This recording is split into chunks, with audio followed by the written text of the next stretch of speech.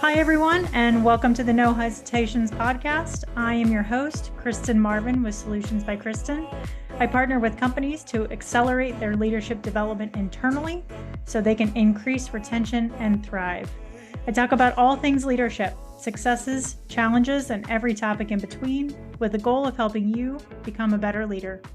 Subscribe or follow and join the conversation each week wherever you find your podcasts, because there's no time like the present to listen in and level up. Today is an incredibly exciting day for the show because I'm bringing you, the listener, into the awesome world of coaching. Understanding coaching might be tricky if you've never tried it. So I thought, what a better way to explore its impact than by giving you a firsthand look into the coaching experience. This style of episode is just the beginning, and I'm thrilled to kick it off with the amazing chef coach, Adam Lamb. Adam M. Lamb is a professional chef with 40 years of experience in standalone restaurants, hotels, resorts, multi-unit facilities, and senior living communities. Now, his mission is coaching and mentoring chefs and hospitality professionals on leadership, emotional intelligence, communication, and relationship skill at cheflifecoaching.com. He is the host and producer of 3 popular hospitality podcasts. The first is Chef Life Radio, dedicated to chefs who want to enjoy their career without sacrificing their lives. The second is a Line Check podcast, redefining culinary leadership for the hashtag new hospitality culture. And the third is Turning the Table podcast with Jim Taylor of Benchmark 60, the most progressive restaurant podcast featuring staff-centric operating solutions for the food and beverage industry's most persistent problems. Chef Adam is a highly regarded consultant for the hospitality industry on the subjects of change management, improving organizational culture, and internal community building. He speaks on the topics of mental health awareness and addiction in the industry, rites of passage, initiation, and other men's topics. I had the absolute pleasure of attending one of Adam's speaking engagements a couple weeks ago in Tucson, where he addressed a group of restaurant operators about emotional intelligence and mental health. He shared some riveting stories about his own journey and personal growth. I highly recommend anyone hire Adam for his speaking engagement or attend one if you get the chance. Adam, thank you so much for being here. This is Thank you, super Kristen. exciting. It's a pleasure to be here. And to the listeners, please rate and review No Hesitations podcast. On Spotify, you can star it and follow and click the little bell so you get notified for new episodes. And of course, on Apple Podcasts, you can leave a review. It really does help others find the show. Thank you, friend. I appreciate that. You got my back always.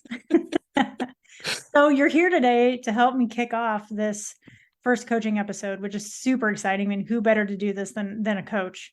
You and I were chatting this morning about this and the impact and how exciting this is. And you reminded me of how necessary it is for every coach to have a coach. Absolutely. Couldn't agree more. Yeah. Yep. There's no better way to really identify your blind spots, remove your own roadblocks, and grow yourself as a coach than by having a coach yourself. And you and I both know right. that. I mean, all of us have those blind spots. And, for most of our lives, life is kind of happening at right angles to us. So there's a lot that's happening kind of in our blind spot. And only until we can address those and clear all that energy out, then we can actually become 100% who we came here to be so that we can show up for others in the same way. Yeah. And I don't know about you. I was thinking about this morning. Being in the restaurant business for so long, we were so used to instant gratification. The shift ended and you knew if your staff was happy or not. You'd drop the plates of food on the table. You'd see the guest eyes light up or realize that something needed to be fixed. With coaching, because a lot of the work happens in between the sessions, It's hard to get feedback. It's hard to know where your blind spots are. And sometimes I get off those calls and I'm like, damn, was that good today? And it's not about me, right? But sometimes I don't know, was that as impactful as it could have been, and sometimes it's hard to ask. Sure.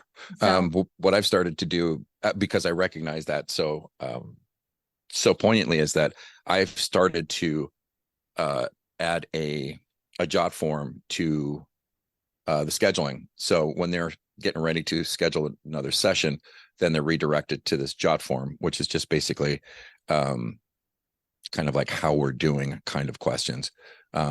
And always asking, can we use this as some type of testimonial? But it's interesting. As I watch, I've got a client right now who's been with me for a while, and from session to session, the way he's replying to these has a direct impact on like what he got out of it. Like the last one I got before a session 2 days ago was very good instead of outstanding. And his comment was, I want to be able to vent because I've got a lot to say. Okay, so we started the session like, okay, the floor is all yours. And I just want to be sure that you understand that venting only has limited success. Like there's really nothing to be gained from just venting. But I also understand that sometimes it's really important to get that energy out of you. And sometimes talking about it's the only way to do that. And the other way to do that is a somatic release, but that's another topic. Totally. And so much of this today is about introducing the coaching experience to the world, right? And to the hospitality industry. And you and I both, and a lot of coaches have their process, but you never know how the client's going to show up, and you never know what the client needs. And it's really up to them. The vision is the boss. Sure. Yeah. So, are you willing to put in the work? Yeah, absolutely. Are you coachable is probably the first question. Yeah. And sometimes they just need to vent. Right. And there's a lot of things that golden nuggets you can find into that, and things that you can dive deeper into. But you just never know what they need. So yeah, sometimes I run the risk of kind of stopping them in mid rant, especially if I see it's like not going anywhere, especially if they're holding others in judgment about experience they're having, because I know from my own experience that never solves anything.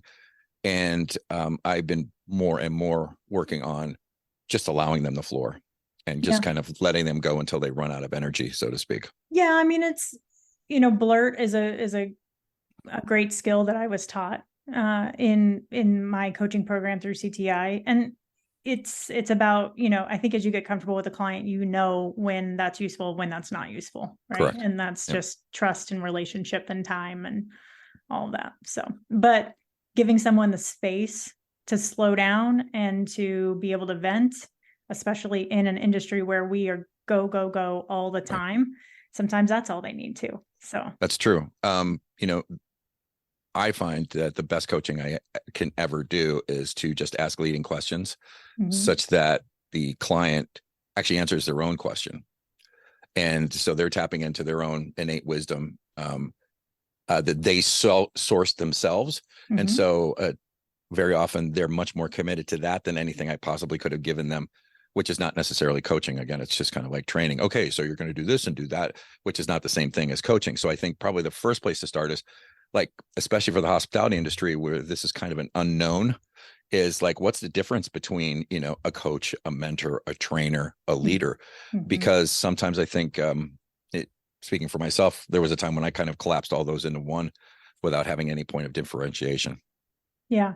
I mean, I would say, and, give me your thoughts on this, but mentoring is about experience and relationship. I think training is about having the knowledge and showing someone how to do it. Coaching is, for me, I was trained to believe that everyone is creative, resourceful, and whole. So you're coaching the person, not the industry.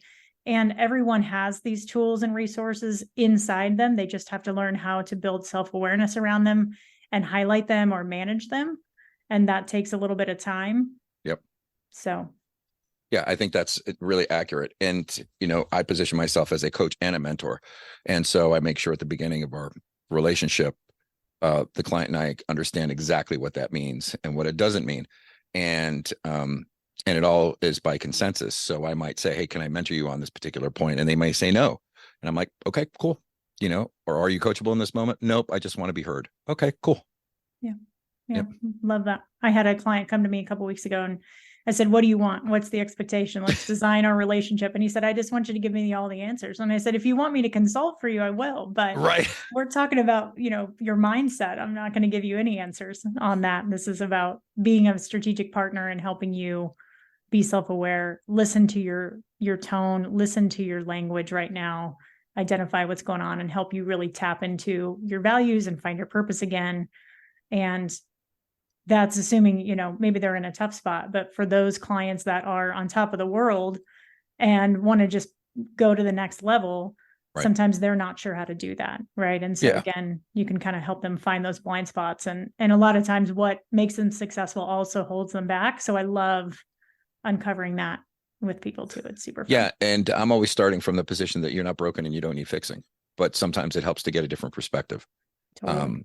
In my career, I would sometimes collapse the mission with my leadership style such that I held that more importantly than the team, so everything for the mission. I was listening to a podcast today on my way home, and it was a rerun of a Terry Gross interview with this ex-Marine first lieutenant, in which he had been given a Silver Star. And the interview takes the citation. And then what he's done is he's written a piece where he's actually kind of going back in his mind historically to kind of fit like where his mind was in those moments that everything was happening. And he made a comment to Terry Gross that, he had spent 6 years in the Marines training how to be a leader. And I know other industries like the insurance industry, they invest a shitload of money and time to train people to manage teams. And yet within the hospitality industry, that's never been more than a second thought of like tossing you the keys. Here you go. Close up, brother. And the way I position my particular gift is, I can assist you with gaining the soft skills so that you can actually make those changes on your own. And, you get to a point where you're your own guru. You don't need to listen to anybody else because you're so tapped into your own, emotional intelligence that you can, from here on out, make good decisions for yourself and for others. Yeah, absolutely. Love that. All right. You ready to jump into a coaching session? Yeah, let's do it. Okay. I'm broken and I need fixing. That is not true. Damn it. Not true. That is not true. Is there anything you need from me before we get started? Not that I can think of right now. No. Okay. Usually recommend with clients, not sure what's come before this or what's going to happen after the session, but if you need to take a deep breath and just get settled and get present in the moment, we've already set ourselves up for a distraction-free place. So we're ready to rock. Sure. And I'll ask you this first question. What would make this a phenomenal conversation for you today? I guess I would, what would make it phenomenal is if I uncovered something about myself that would allow me to become a better version of myself tomorrow. What's important about you becoming a better version of yourself for tomorrow? Well, life is continuing, ongoing, and presents different challenges. And I recognize that I've built some skill sets around certain situations, and I'm not claiming to know everything about everything. So if it can make me a better partner, if it make me a more connected parent, if it can make me a more supportive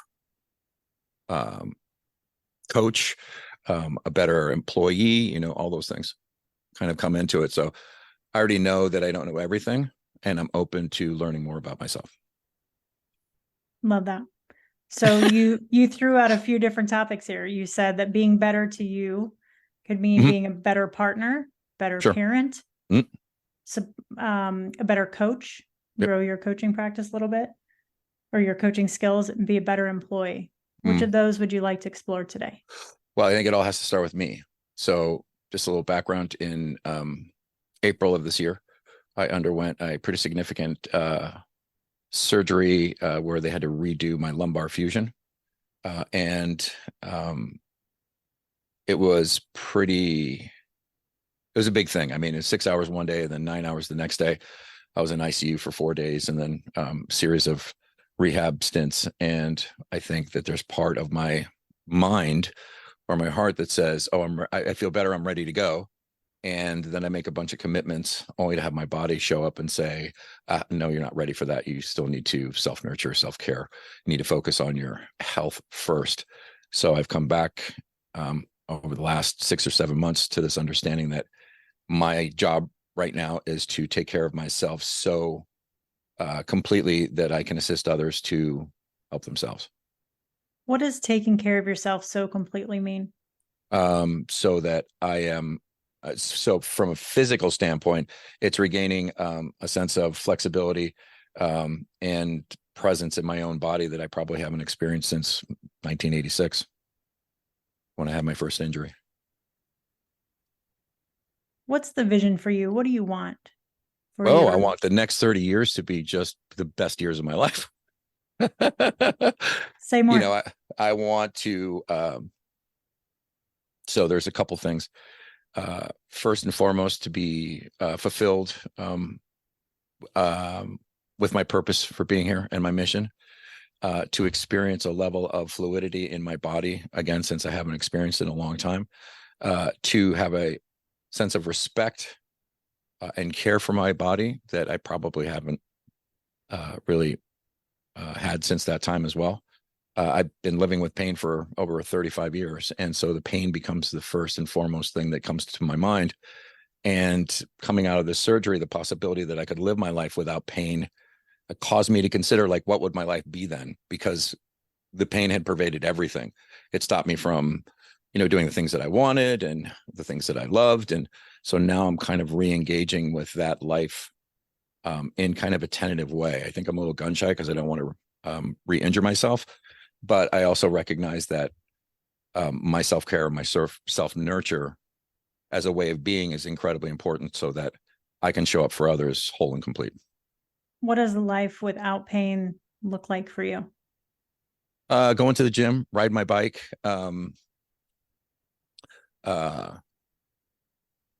carrying a certain weight that is good for my body. Again, pain probably had me making decisions that didn't necessarily serve my body. So there's a certain amount of fuck it that came into my life. And so if this is the best it's ever going to be, then I don't need to try any harder, or I don't need to eat well, or I don't need to do this or do that. And so now all those reasons have been yanked out from under me. And now I have to consider what would it look like for me to take care of myself consistently? What would that look like? Getting up at 4:00 in the morning, doing an hour's worth of meditation, writing for an hour, either taking a steam or a sauna, then exercising, then getting ready to start my day with probably 3 hours of deep work where I have no distractions whatsoever to dive into whatever project or thing that I'm working on at the moment. And then to open myself up for, whether that's coaching sessions or meetings, taking the appropriate time to not only make a good meal, but to sit and enjoy it without any, again, distractions. Or I spent so many years standing over a garbage can shoveling in food because I had to do that and then to get to something else. So I'm looking at what it would look like to create art in every moment, such that I'm completely 100% present to what's happening, as opposed to thinking or worrying about something else that may or may not necessarily be true. Create art in every moment. Pardon me? Create art in every moment, yeah. What's important to you about that?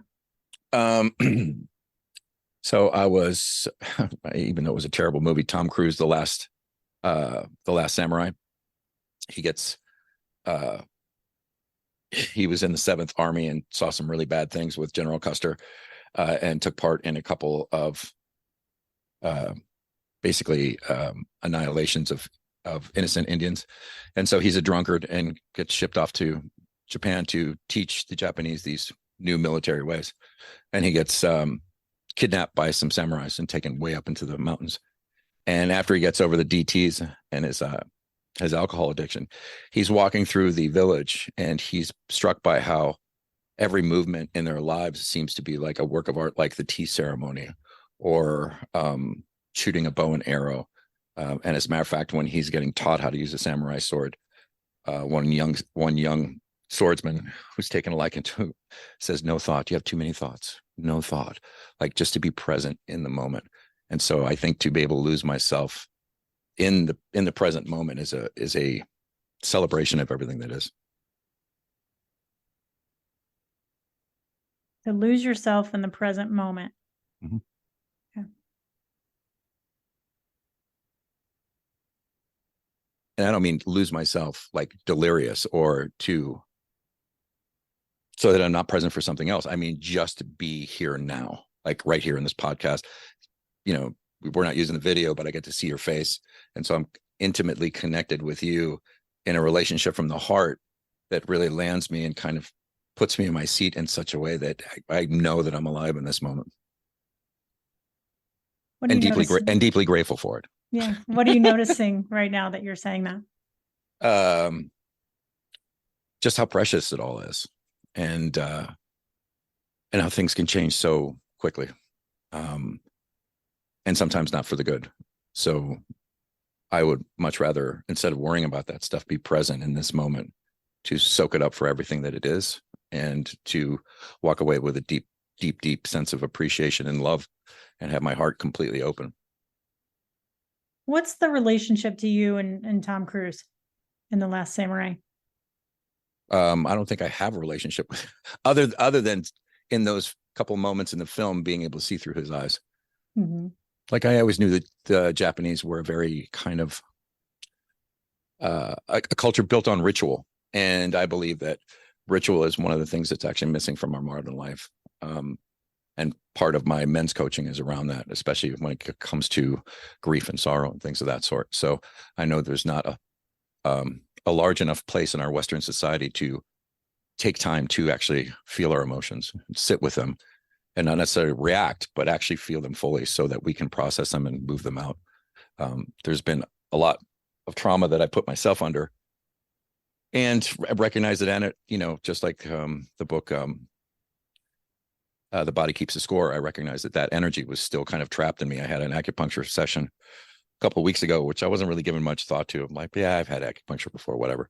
But this woman is a magician. And so as I was talking about a book I was writing and kind of some of the emotional scenes in the book, she found these spots on my body where she hit it with a needle. And within about 30, 40 minutes, I was crying unabashedly on the table for no other reason, just kind of the release of this energy.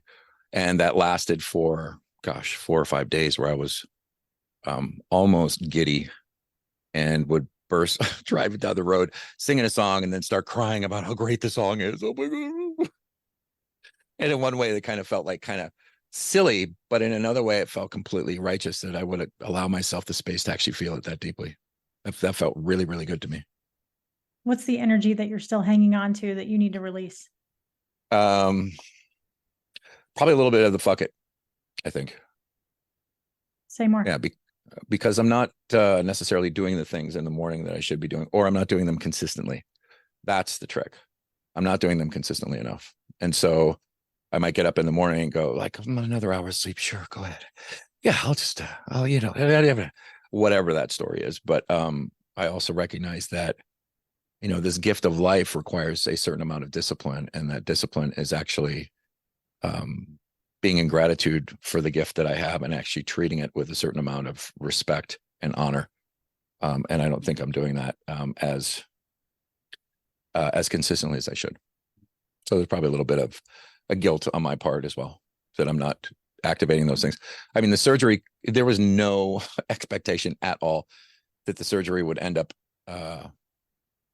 good. I mean, the neurosurgeon was very clear. It's like, Adam, second time we're going through this, there's not a whole lot of good outcome, I can promise you. They say, the longer you're under general anesthesia, the worse the outcome is. So I had almost 16 hours in 48 hours, and that's a lot of time to be under the propofol. And I just read an article yesterday where they recognize that there's an intrinsic property in propofol that actually stops the sensations from cascading through the brain. So it basically localizes it and doesn't spread. So it's almost like you're not connected to consciousness in those moments under general anesthesia. Mm-hmm. Yeah. Let's go back to the guilt. Sure. You said that's an energy that you need to release. Yep. To move on, and you wanted to uncover something today. Yep. Who do you need to get permission from to release that guilt? Nobody.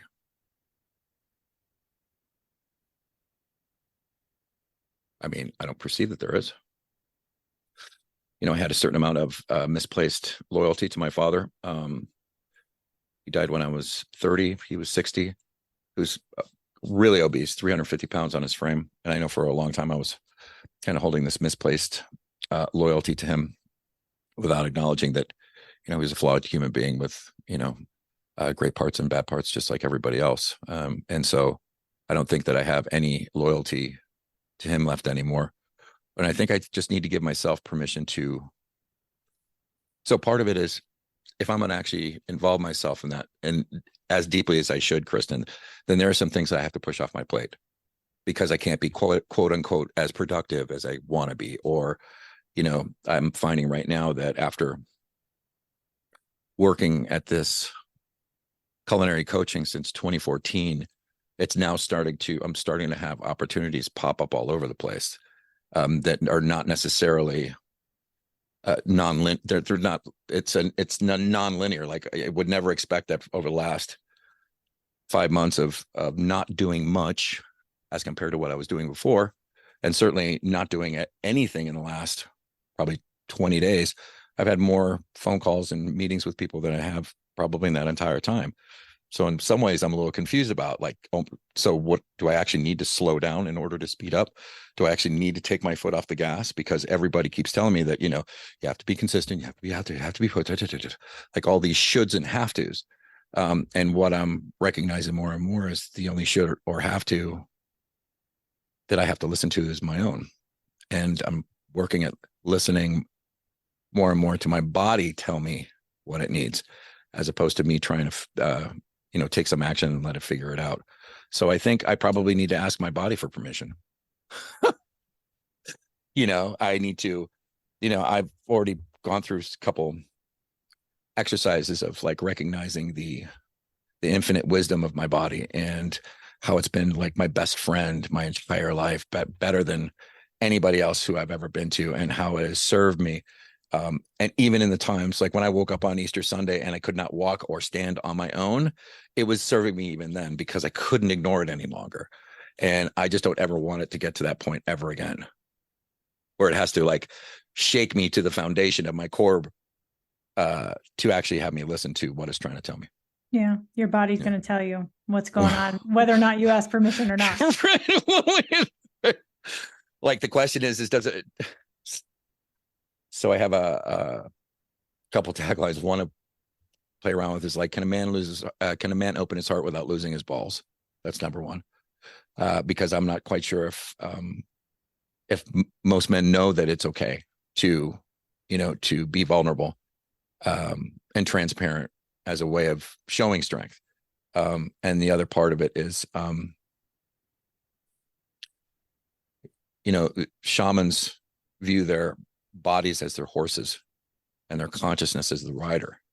And if I owned a horse, like my daughter owns horses, and I've never known anybody who owns and rides horses that aren't just lavish them with love and attention and like the best oats and brushing them down. And if I truly felt that way about my body, then I would use a similar construct in order to care for it. And yet I think that that I lucked out through my surgery. I took my wife to the pain med guy because I wanted her to experience what it was like. Because here in North Carolina, surgeons can only prescribe medication during the surgery or in recovery. After that, they send you to a licensed pain medical doctor. And we were sitting there, and you're kind of watching some of the people come in, and you just see like they've spent a long time taking this type of medication. And the guy says, yeah, about 1% of my population never comes back. Like 99% of the people who come here will be here for their entire lives. And I don't know if I made my mind up in that moment, but I haven't been back since.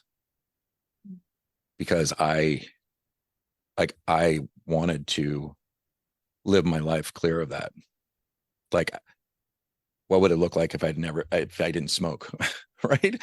Because smoking is probably the only thing that I have in my life right now that I feel not necessarily a victim to, but that kind of pulls me around by my nose a little bit. And so I recognize that that's one thing I get to let go of, because what would it feel like to me to be utterly free? And that's something that I haven't experienced since I was 15, 16 years old. So these are things that I hold for myself as being true and achievable, and celebrate the fact that I'm still around to be able to attempt it. Right. Yeah. What's the opposite of guilt for you? Celebration. Or joy. I've had a lot of guilt and shame in my life, and it's something that I've done a lot of work around. I've been doing men's work and my own work since 2011. And I've come to recognize that in every step of my life, I've done the very best that I possibly could with the tools I had at the time and the knowledge that I had.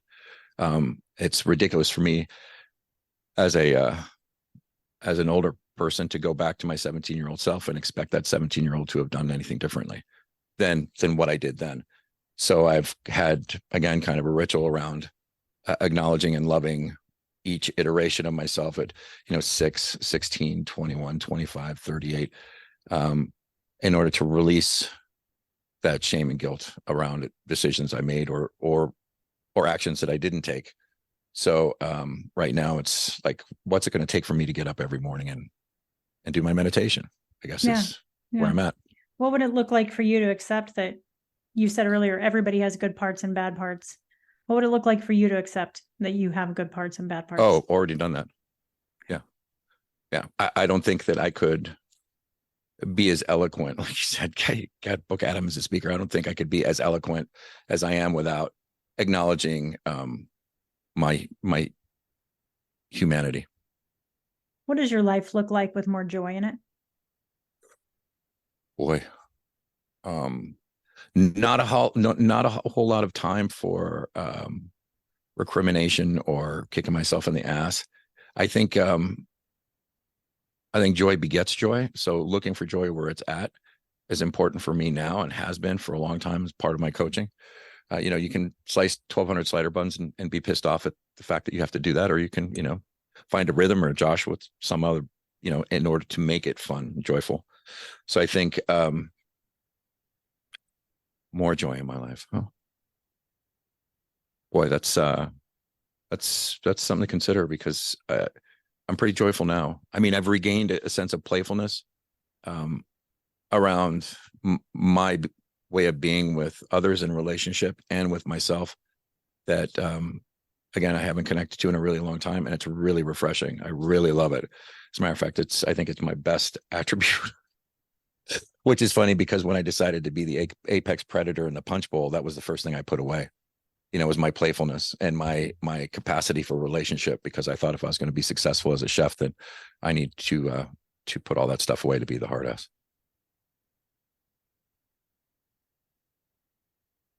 So let's go back to the question. Go ahead. More joy. What's that look like? What would that look like?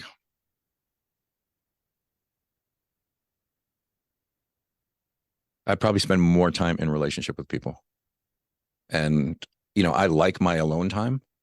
I like my self-nurture time, but I also recognize that there's lots of opportunity to engage people in conversation and relationship. And I think if I was more joyous, then that would be an outward sign of me expressing that. Like sitting down at the Waffle House, instead of ignoring the person next to me, I'd probably, hey, what's happening? How you doing today? What's going on? Even if they looked at me like I'm an idiot, which sometimes they do already, but I don't mind that.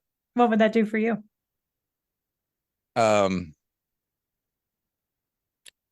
It would give me an opportunity to pay back a gift. I wouldn't be here now if someone hadn't seen me for who I was, believed in me, made me feel seen and valued.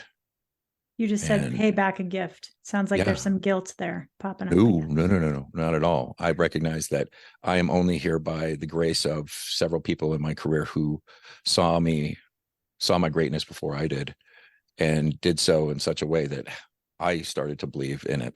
So to be seen and valued and heard in such a way, I know how powerful that is as a gift, and I'd like to give that. There is an absolute crisis of loneliness in our country. it is killing more people right now than I think. It's on the rise right now, especially for men in certain age groups. But overall, people are way more isolated and siloed. And I feel it everywhere I go. And I think if I was more joyous, I would certainly be a lot less concerned about how I was showing up to others, like wanting to look good or not wanting to look bad.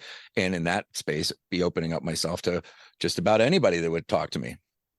Do you have a need to be more seen right now, to feel more seen? Nope. Okay. Nope, not at all. But I can recognize in others the need to be seen.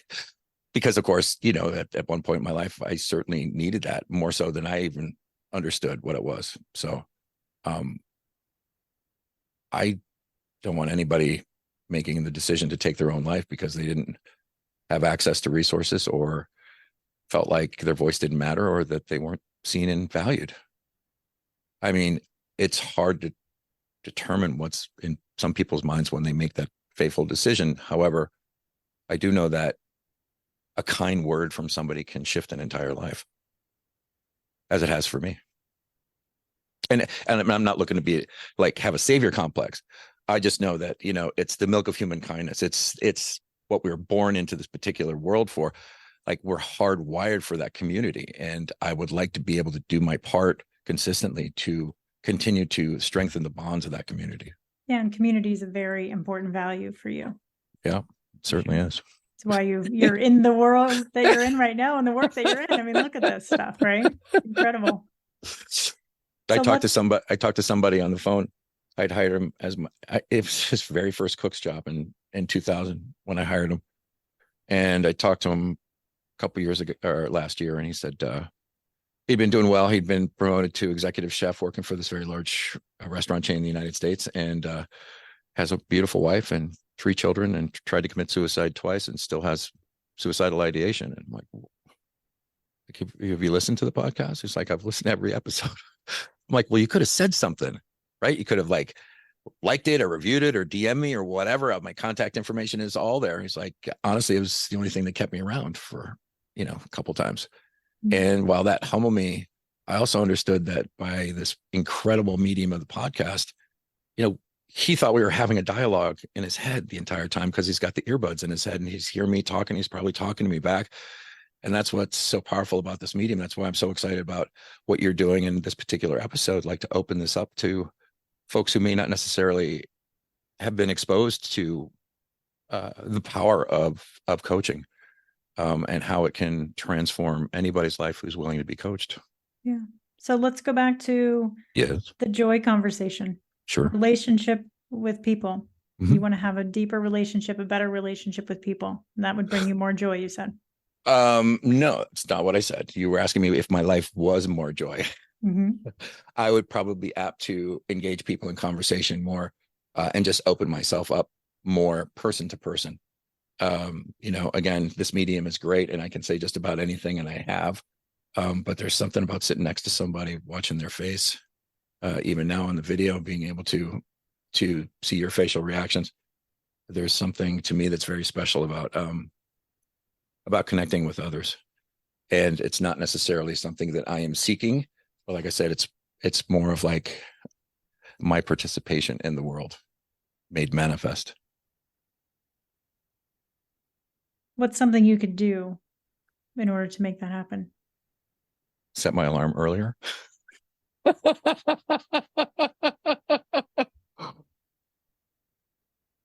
Well, I can tell you right now that it doesn't take anything else in my life for me to be more open for the possibility of personal connection. I just get to look for the opportunities and engage them. As a matter of fact, I was sitting down at the Waffle House and a guy sat next to me and he just started talking. And so we carried on this great conversation. So I think now, so what would that look like? What would that feel like if I was the one actually starting conversations, as opposed to like waiting for someone to actually start them with me? Mm-hmm. And again, like I said, I love my alone time, but it feels so good to connect with people and to talk. There's lots and lots and lots of reasons for folks in our country to be separated.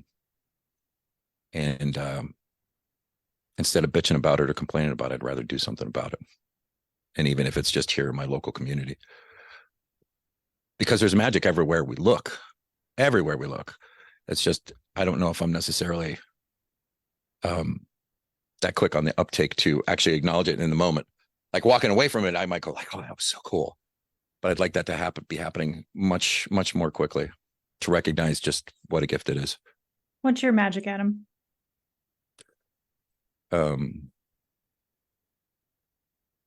Well, the only thing that makes me any different from anybody else is my heart. So my willingness to share that is probably what my magic is. That's the only thing that makes you different from everybody else. Well, I'm going to call bullshit right now on that one. Well, what I encourage everybody my clients to see is that their heart is the only point of differentiation between them and anybody else in their workspace. And as long as they're closed down, there's no opportunity for growth or expansion. And so what would it feel like? What would it look like to actually open your heart and connect to it in such a way? Like cooking is supposed to be cooking from the heart, right? You're putting your hands physically on something else that somebody's going to put in their body and digest.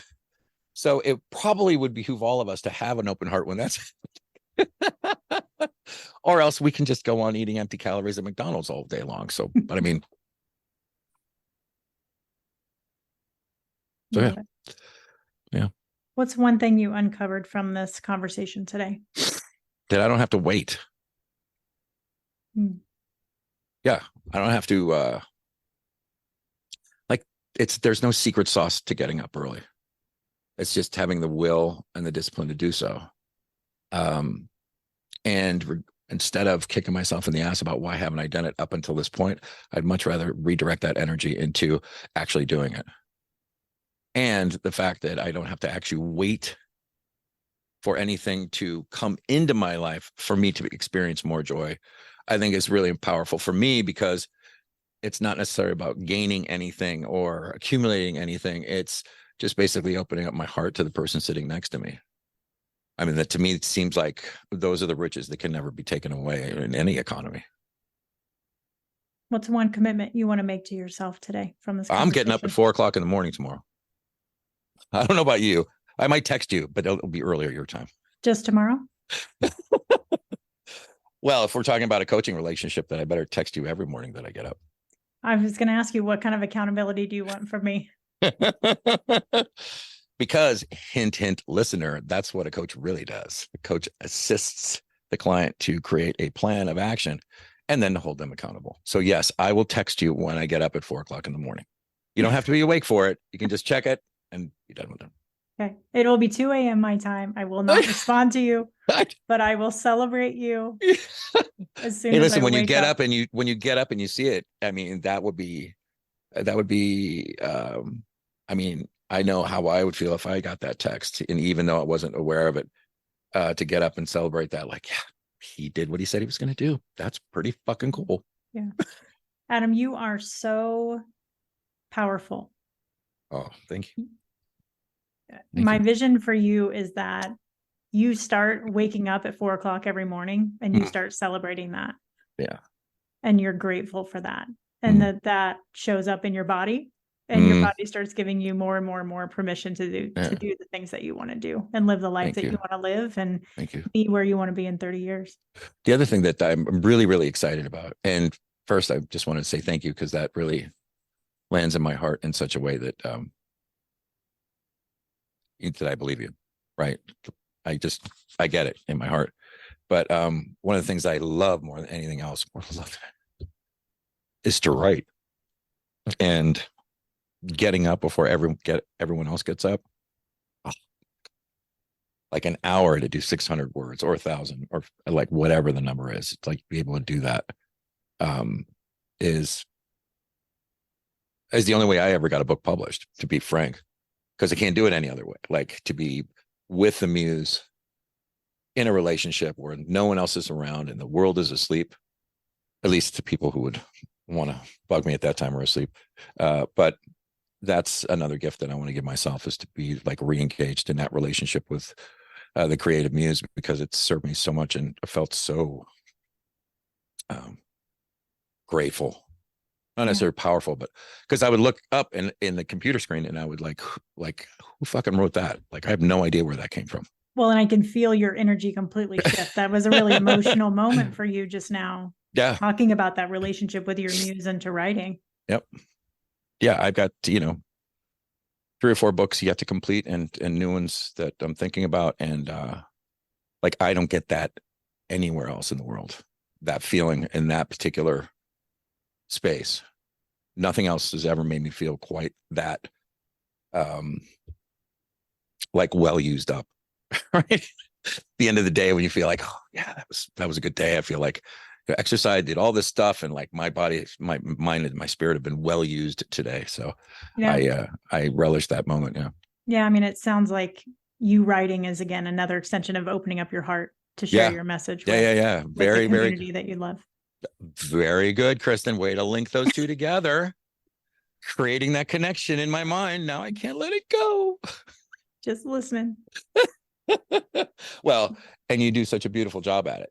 I think, given if the roles were reversed, which I would relish, like, let's do another episode where I coach you. Hell yeah. I'm here for it. You did such a beautiful job at just listening and mirroring back certain words that you thought were impactful. Again, just thinking about my own style, I think I would probably have more to say than what you did, but the way that you did it was perfect for me. And because it just kind of, it was like a little fulcrum point for me to kind of pop that. So I actually got access to the wisdom instead of you giving it to me. So I celebrate you, and you've got an excellent technique. Thank you. Yeah. Adam, how can people get in contact with you? I've got your phone number and all the things, but how can everybody else in the world find you? Well, probably the easiest thing is to email me at adam@cheflifecoaching.com or adam@chefliferadio.com. You can visit me at those websites. I have a pretty decent LinkedIn presence, even though right now we're in a hiatus, which feels really, really good just to pull back just a little bit. And, when I was at my acupuncture treatment today, she went to regular acupuncture school, and then she did a deep dive on the Japanese 5 elements. And so she says that I am wood. And so wood is visionary and strategic. And that really springtime for wood is when, like, if you can envision like trees budding and flowers coming through the earth, the energy that it takes to do that's really the time to drop the clutch, throw it into gear, and really get cooking. And she related the elements to me and the seasons in such a way that I came to understand that, without me even really knowing it, I am doing exactly what I should do, which is right now pulling way back and being in reviewing everything through the year and making plans for next year without actually doing it, and like doing things like creatively, like writing and podcasting through the winter, when it's all kind of time to kind of pull in, almost like in a hibernation.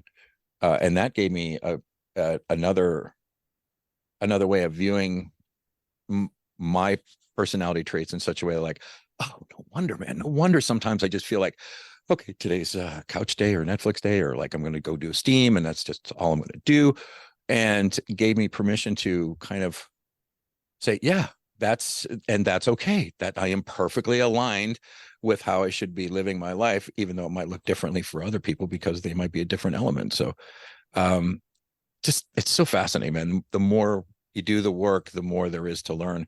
And I like to say that I have some mastery around some other things, but I always come to it with the mind of the apprentice. So I was a little nervous about showing up on your show and like, oh my God, she's going to coach me. I'm going to end up looking like an idiot. But no, it was absolutely beautiful. And I'm so thankful that we made this time together, because I really got a lot out of it, Kristen. Thank you. Good. I'm glad. Thank you for showing up and being vulnerable and just being you.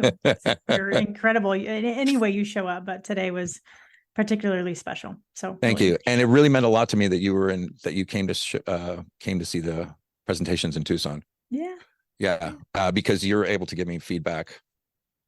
I don't know if you're able to, like, maybe I'm just more open to the feedback that you're willing to give me. Like, no, dude, you have to lead with a whole addiction story. Like, you got to lead with what the, like, I don't want to scare everybody, right?